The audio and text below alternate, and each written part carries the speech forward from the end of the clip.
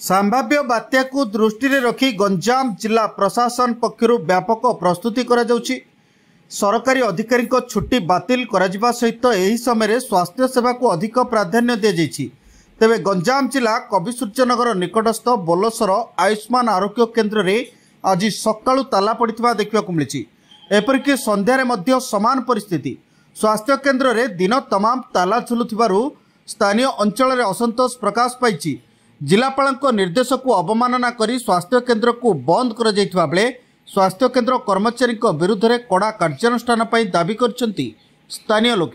देखंतु ये बोलसर आयुष्मान आरोग्य गोष्ठी स्वास्थ्य केन्द्र बर्तमान मेन्था आसुवा समय कौन कर्मचारी संश्लिष्ट ना नहांती ताला झुलुची। देखंतु ये जगह ताला झुलुची।